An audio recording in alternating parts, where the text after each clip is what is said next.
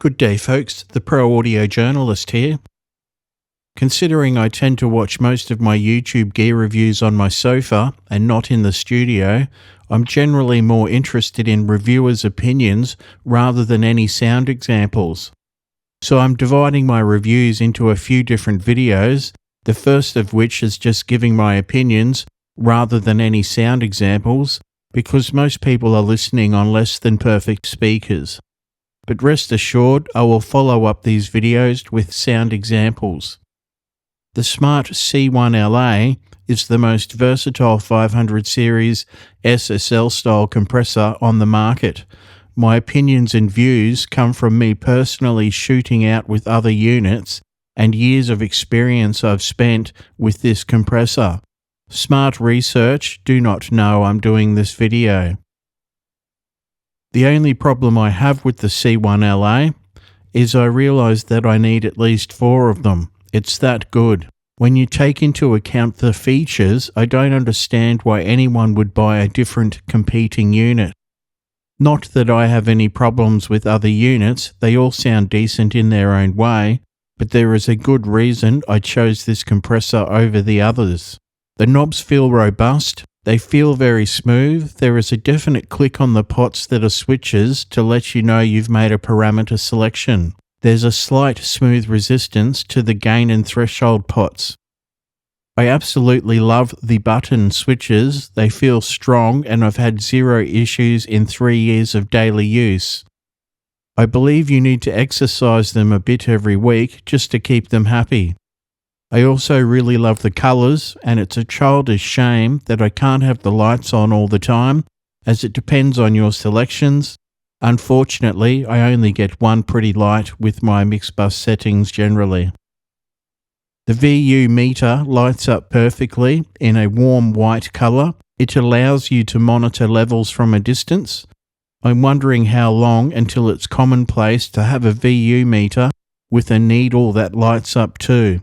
For example, I could see there being a light blue backlit VU meter with a glowing white needle for ideal viewing. I guess it will happen eventually. Enough dreaming. The Smart C1LA is basically the same price as the SSL 500 series G-Comp, so I have no idea why anyone would buy the SSL instead of the Smart, considering the C1LA has so many more features. And I say that with a heavy heart because I really do love SSL gear. The C1LA has added compression ratios and can work in stereo as well as dual mono. I chose the C1LA for these features. Basically, I wanted to copy Chris Lord-Alge's famous Red 3 compressor settings, so I'm using the C1LA with 1.5:1 ratio, 10 millisecond attack and auto release operating in dual mono. This means a tom-tom hit panned right won't duck the signal on the left. The result is a really punchy and gooey massaging of your audio. It cuddles your audio with a very smooth behavior that still subtly grabs the accents of your mix. It pumps subtly in all the right places. This setting kinda reminds me of a very new compressor if it had added punch. Don't get me wrong, it does the SSL sound so well, it can get grabby and aggressive when needed. I have a few different mix bus settings depending on the material. Some heavier projects, I sort of copy Andy Wallace's settings, which is a 3 millisecond attack, fastest release, a 4:1 ratio in stereo operation, basically mimicking the SSL console compressor. A rock song session with a 3 decibel gain reduction, it turns your mix into a punchy, snappy bliss. The stereo operation grabs the snare hits more accurately and centers the hits in the stereo field. The 3 millisecond attack of the C1LA catches the kick and snare transient and rounds them out into a subtle smoothness while adding punch. The mix pushes and pulls in such a musical way. Some mixes I switch to a 10 millisecond attack time to let the kick and snare breathe a little more as it lets the transients through and shapes the envelope of your punchiness.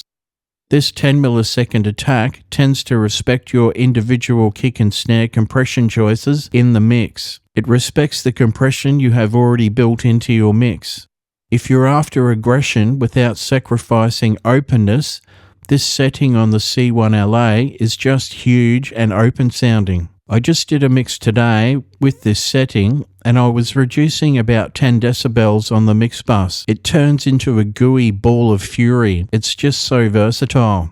So it does the Red 3 thing well, and it sure does the SSL thing extremely well. It's also a weapon on individual sources. Setting a 4:1 ratio fastest attack and fastest release with 7 to 10 decibels gain reduction turns your vocal into a silky smooth delivery that still has definition. It's also a weapon on bass with a fast attack and fast release with a ratio of 10:1. It really pins down your bass without sacrificing note definition. I tried this after reading that Randy Starb was using a VCA compressor on his bass guitars. He was using the famous Red 3. I've also tried it on stereo guitar bus, and I'm surprised that more are not using it in this application. It really holds things down well without sacrificing any energy or punch. If you like an SSL type compressor on your drum bus, the C1LA has you covered. To me, it's a bit more aggressive than the SSL when you want it to be. If you like to crush your drums in parallel, this will make your dreams come true. It pumps and thumps, believe me. I have a few secret settings and I'm unsure if I will share them in the next video. In closing, the C1LA is an SSL style compressor on steroids. Added features give it the ability to go from beautiful to ugly and everything in between. Even the ugly is beautiful. It's more refined sounding than the SSL equivalent, and it can get more aggressive when needed.